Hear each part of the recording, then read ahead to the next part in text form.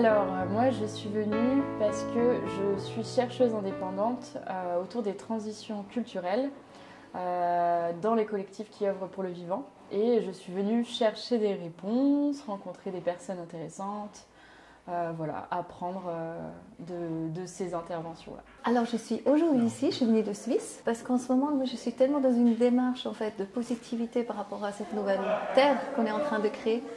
Et je me dis, il va y avoir des personnes magnifiques. Donc, je suis une Anglaise parisienne qui connaît l'Agora depuis presque le début depuis sa création. Et je viens extrêmement volontiers parce que moi, je suis venue vivre à Paris il y a 44 ans afin de développer ma conscience. Et grâce à des endroits comme l'Agora, ça me permet vraiment de me sentir soutenue. Je reprends le plaisir d'être en lien avec des personnes que je voyais beaucoup plus dans le passé. Voilà, donc le plaisir d'être ensemble, d'être un lien. C'est le mot qui me vient aujourd'hui, c'est vraiment lien. Oui, alors donc je m'appelle Marie-Pierre Lescure. J'ai eu professionnellement une première phase de ma vie où j'étais enseignante en m'adaptant tant bien que mal à l'institution, et puis j'ai fini par en partir et je suis devenue psychothérapeute après avoir fait une formation en conséquence. Et maintenant, en fait, j'ai associé ces deux parcours. Je suis psychopédagogue, c'est-à-dire comment faire passer des notions sur la connaissance de soi, sur le rapport à l'autre, et bien peut largement faciliter la vie. Et plus tôt on sait ça, moins on se prend les pieds dans le tapis. Je suis Jean-Jacques et donc je fais partie du groupe de partage de Laurence, que je connais depuis 2 ans. Très bien. Et donc je connaissais à peu près tous les intervenants. Okay. Je connais cette journée.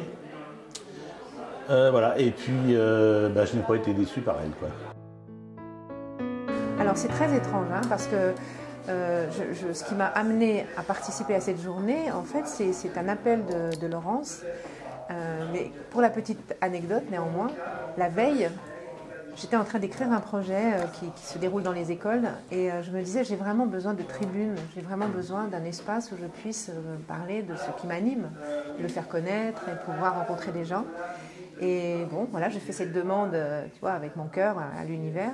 Et le lendemain, je reçois un mail de Laurence qui me dit, je suis en train de préparer la journée et ton nom est venu. Donc je voudrais savoir si ça t'intéresse. Alors là, je me suis dit, mais c'est incroyable. Voilà, en fait, tout ça, c'est vrai. Donc au début, j'ai réfléchi un peu, conscience, citoyenneté. Bon, qu'est-ce que je fais avec ça, moi, dans ma pratique? Et ça m'est apparu assez vite, assez clair que j'avais des choses à partager sur cette thématique-là, dans le champ de l'éducation. J'imagine que toutes les interventions correspondraient à tout ce qui me fait moins résonner dans mes croyances et dans mon propre paradigme de pensée. Déjà, le fait d'être là, entouré de personnes, d'être humain en chair et en os, c'est déjà une denrée rare, donc c'est intéressant en ce moment de le vivre. Mais j'ai un peu du mal parce que j'ai pas envie de donner une préférence, mais c'est vrai que j'ai énormément l'aspect anthropologique est ce que je connais peut-être le moins, la façon de raisonner de l'anthropologue est ce que je connais le moins. Donc c'est sans doute ce qui m'a le plus touchée à cause de cette ignorance, et en même temps, le sentiment que ce qu'a dit cette femme, je le vis vraiment profondément, mais elle a mis les mots, des mots plus précis. J'ai énormément apprécié tous les animateurs, les intervenants pour leur différente qualité, mais c'est là que j'ai appris le plus. Ce qui m'a touchée, c'est l'intervention d'Audrey Chapeau sur en fait, sa vision holistique et systémique de comment on peut aller vers une mutation anthropologique. Et moi, ça me touche particulièrement parce que ça pose un cadre, une structure pour ensuite agir, en fait. Une structure de pensée, de réflexion pour ensuite agir sur la société. J'ai trouvé Audrey très très parlante parce que j'aime beaucoup le côté justement, la liaison entre l'intellect et puis le spirituel. C'est génial si on incarne les deux, et puis elle a ça.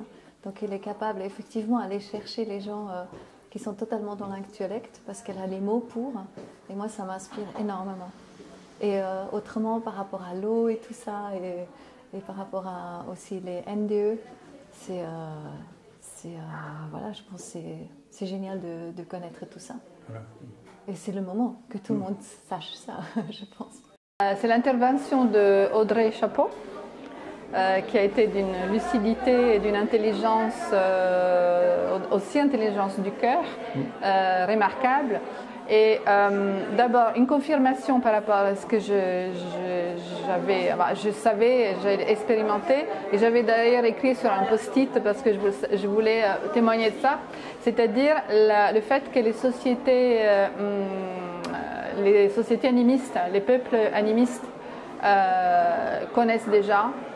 Donc il nous faut en réalité un retour en arrière, mais dans le sens, pas de régression, dans le sens de réévaluation de ces connaissances-là. Donc ce que moi aussi a été mon expérience personnelle, parce que j'ai passé les dernières années beaucoup aussi en Afrique, et j'ai eu la possibilité de côtoyer aussi ces peuples qu'on appelle premiers, qui en réalité, desquels on a beaucoup à apprendre.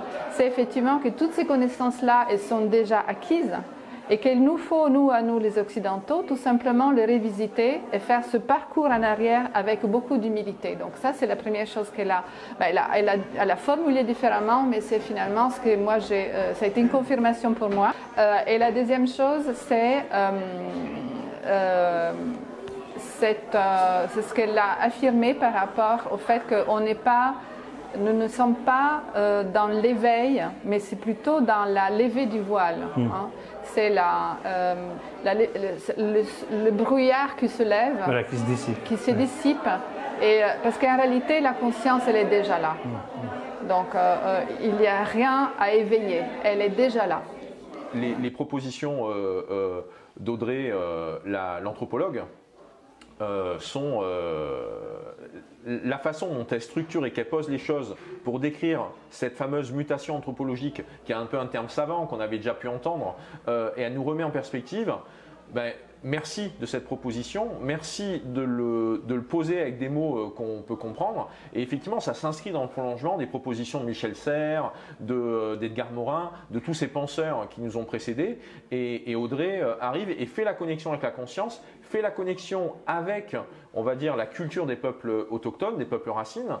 Eh bien, dans ce que j'ai entendu, j'ai découvert des choses par rapport à des thématiques comme l'eau, par exemple. J'ai entendu des choses passionnantes. Audrey également, avec son discours très nourri de sa réflexion sur le monde et l'évolution de la société actuelle. Mais ce qui me touche, c'est les personnes en elles-mêmes qui sont, je trouve, très puissantes dans leurs propos. Ce n'est pas uniquement des exposés. En fait, c'est un partage puissant qui part de tout leur être, en fait, d'une communication du coup qui est élargie, parce que c'est pas juste l'exposé de belles idées. Donc chacun ayant leurs différences, je crois que cet après-midi on est encore différents à intervenir dans nos pratiques, mais on est muet vraiment par cette intention de pouvoir participer au changement du monde, quoi. Tu vois, je pense qu'il y a quelque chose qui nous porte, chacun modestement, là où on est, là où on peut être, mais en tout cas avec cette volonté. C'est l'ensemble, en fait, c'est l'ensemble de la qualité des interventions qui toutes me faisaient résonner par rapport à mon propre paradigme personnel, quoi. Il n'y avait pas de... C'était tout, tout me faisait vibrer, quoi. Et puis en plus, la qualité aussi des personnes qui étaient présentes, j'en connaissais assez peu, quoi. C'est l'ensemble qui m'a... J'avais peur d'être déçu un peu par cette journée tellement je l'attendais, mais en fait ça n'a pas été le cas, quoi. Donc c'est ça qui me ravit. Tous les intervenants, moi je les ai trouvés magnifiques, donc je ne pourrais pas te dire, bien sûr on peut avoir un moment être plus sensible à l'un ou à l'autre, mais ils étaient tous magnifiques. Et je peux dire que j'ai eu un moment d'émotion très fort, moi, quand Marie a lu le texte « Douceur et politique ». À ce moment-là, au moment où il a été lu, c'est-à-dire avec tout ce qui avait été dit dans la matinée et dans le début de l'après-midi, puisqu'on était vers 5 heures, je crois, quand elle a lu le texte, l'énergie qui était présente, l'état d'esprit dans lequel elle était, la réceptivité, tout ça aussi, c'est notre sujet, c'est la conscience, a fait que pour moi, cette lecture, elle était extrêmement forte. Le silence, d'ailleurs, qui s'est installé très naturellement, sans que personne tu vois, ne donne de consigne, rien du tout, c'est très naturel. Et peut-être que, sans exagérer, j'ai eu le sentiment de vivre un moment très fort, peut-être un moment un tout petit peu historique, sur ce que pourrait être une autre politique radicalement différente, basée sur le cœur, basée sur la conscience. Et tout le monde a bien compris aujourd'hui que le cœur, ce n'est pas juste un sentiment sympathique, ce n'est pas ce qu'on entend parfois parce qu'il n'y a pas de compréhension de quoi on veut parler, ni même de ressenti de quoi on veut parler. Le monde des bisounours ou je ne sais quoi, ça n'a rien à voir avec tout ça. Il s'agit au contraire d'un des éléments les plus fondamentaux de ce qu'est un être humain, avec un cœur dont on connaît l'importance, mais ce cœur qui nous relie à tout l'univers. Donc il s'agit de bien autre chose qu'un bon et gentil sentiment. Alors un petit chouchou, c'est Roland à la technique, qui a été adorable, il ne passait pas forcément la vidéo au bon moment.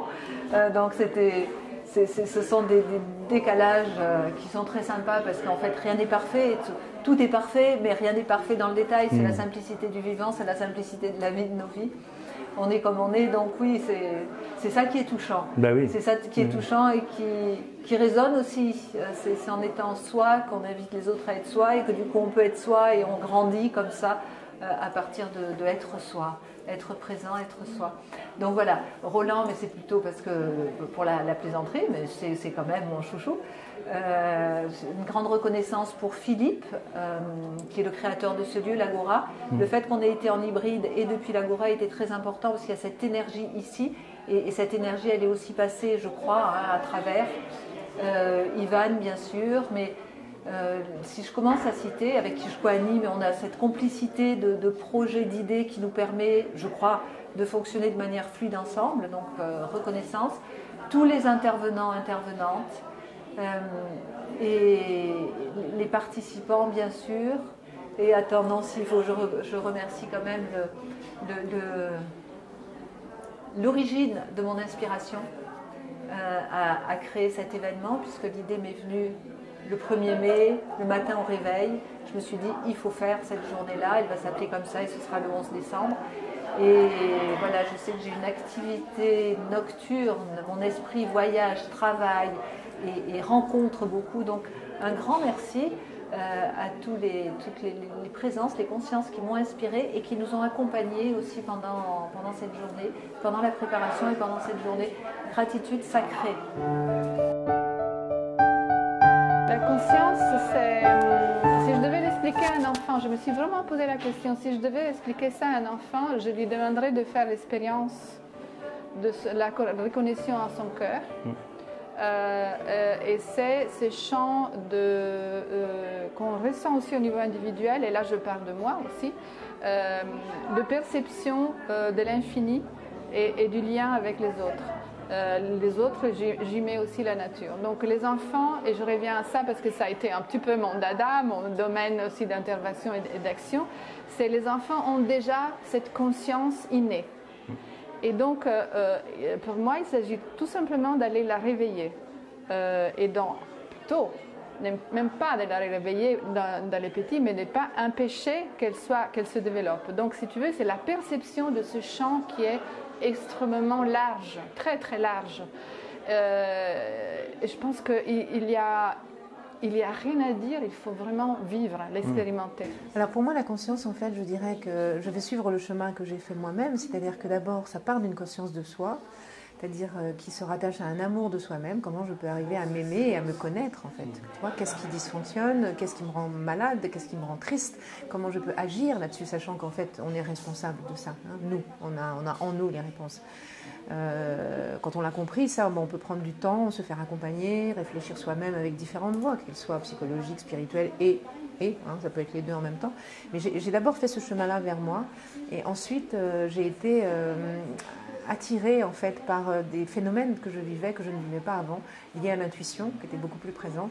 Et du coup, je suis rentrée dans cette recherche-là, du plus grand que soi. Voilà. Qu'est-ce que ça veut dire? Comment on peut se relier à plus grand que soi, dans la mesure où on laisse la place pour ça?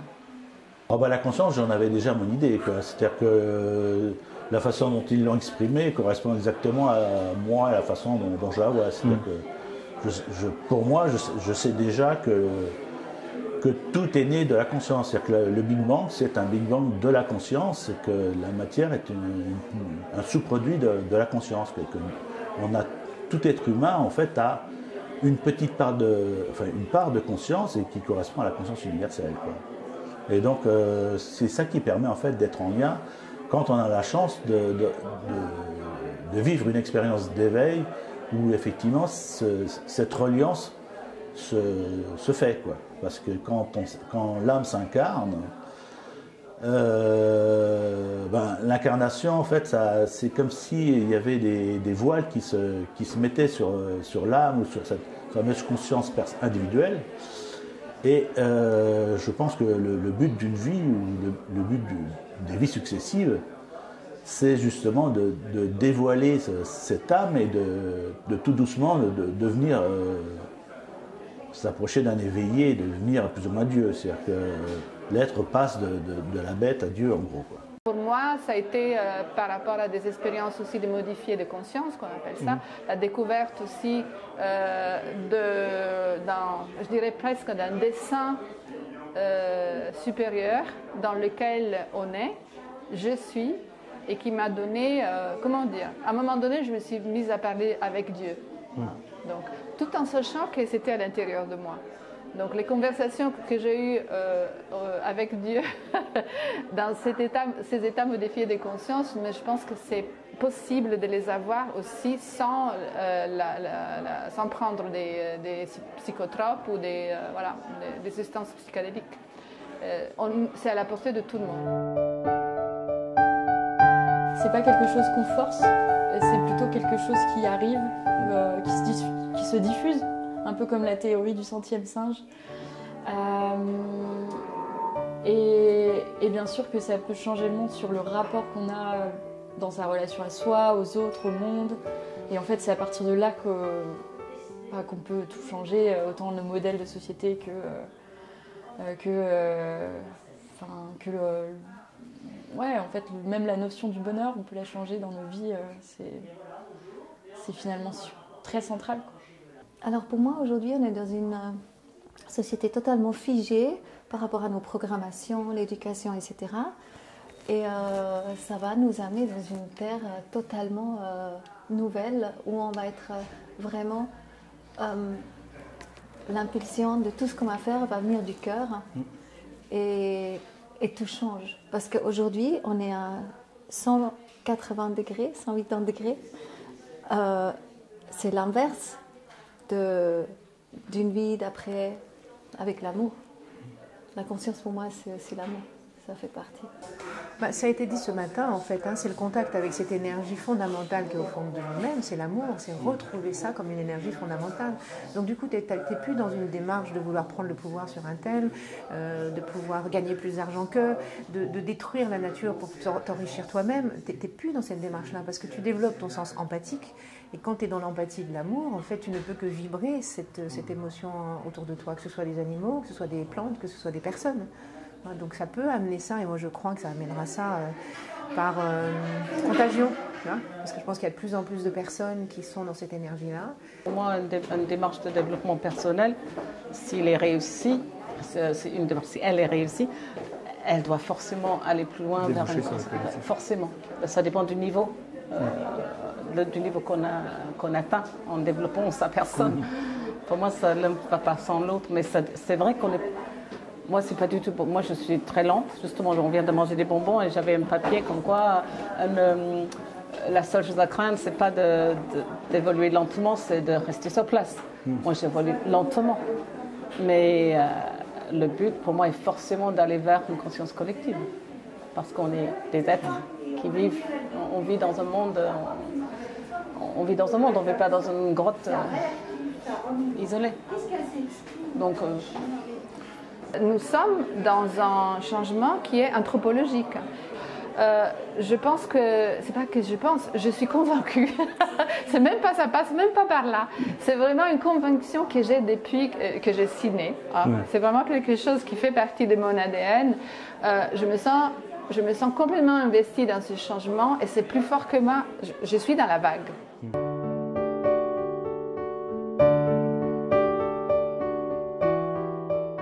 Maintenant, il faut qu'on puisse faire ce chemin-là en gardant confiance en soi, et au groupe d'appartenance qu'on peut avoir.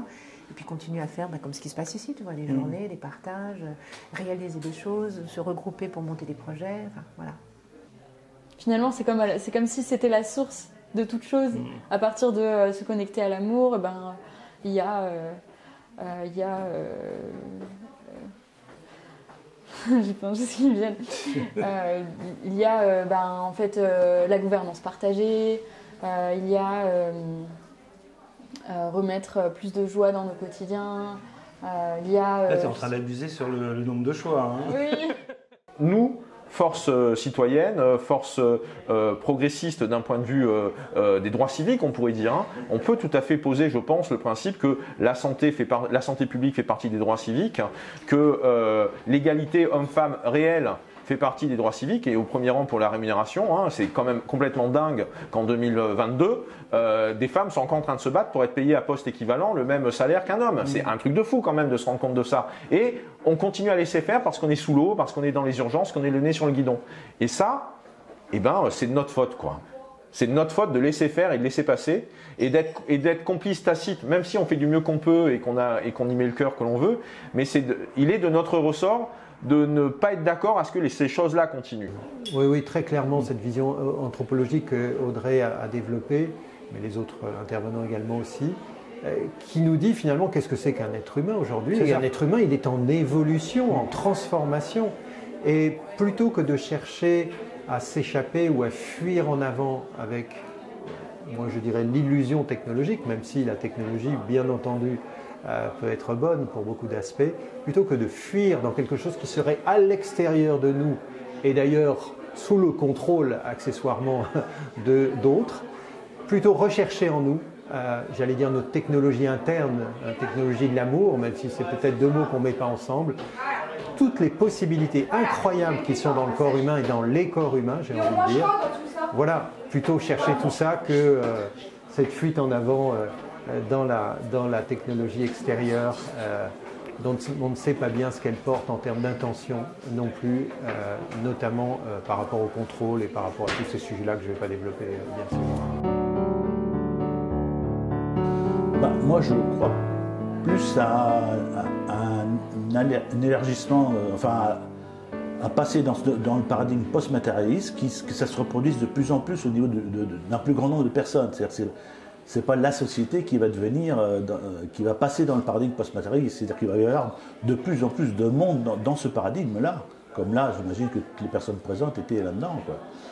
Et là, quand ça passera un seuil critique, je pense qu'effectivement, il y aura ce basculement. On peut parler d'une certaine lumière, en fait, qui existe, la lumière de l'amour, hein, c'est ça. Et ben, quand tu éclaires une partie sombre, la partie sombre, elle disparaît. Donc je pense que, tu vois, ça peut se faire petit à petit. Et le basculement, ce sera justement quand il y aura suffisamment de personnes qui seront dans cette conscience-là. Ça se fera, je pense, naturellement. J'observe dans mon expérience que finalement, je suis assez bluffée par la conscience des jeunes ou des plus jeunes que moi. Et je me dis qu'en effet, il y a quelque chose qui transparaît, enfin que je peux percevoir de différent. Donc peut-être, en prenant ce bout-là dans mon expérience, je peux dire qu'il y a un élargissement de conscience. Ouais. Pour moi, il y a, comme tu disais avant, donc il n'y a plus le retour vers l'ancien monde. C'est impossible, c'est fini.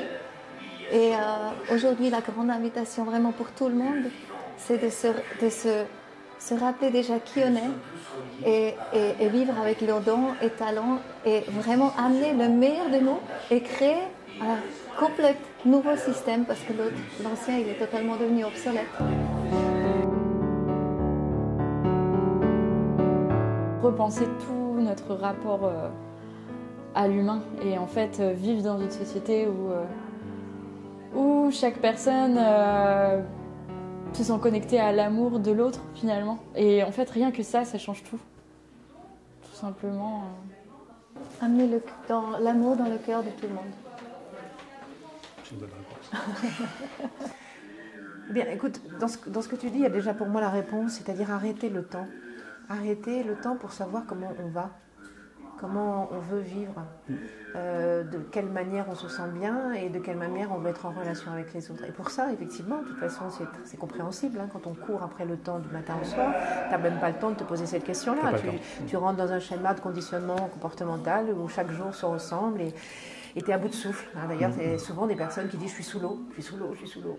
Écoute, je sais pas, fais quelque chose, essaye de respirer, pose les pieds par terre, fais quelque chose quoi, pour essayer de reprendre le souffle. Donc je dirais que c'est ce que j'ai envie de te répondre, c'est-à-dire prendre le temps du changement et ça ne passera que par là. Bref, il est de notre devoir de monter en conscience sur ces choses-là pour justement ajuster le tir, modifier le système, le faire évoluer et donc on rentre comme ça dans, on pourrait poser un évolutionnisme politique, hein, c'est-à-dire qu'on revient comme ça sur des fondamentaux ou en tout cas on pose des bases qui vont servir le bien commun, qui vont vraiment servir le bien commun. On a du boulot, mais en même temps, c'est joyeux et ça donne une perspective. On sent bien, tout le monde peut aujourd'hui dire que l'humanité a besoin d'une nouvelle trajectoire. Le problème, c'est laquelle, avec quel récit, et puis comment chacun d'entre nous est impliqué dans la construction du récit. Et pas un récit qui nous tombe du ciel comme une fatalité techno, je ne sais quoi, techno-scientiste ou techno-financiaro-scientiste. Ça, non, j'y crois pas, ça par contre, du tout.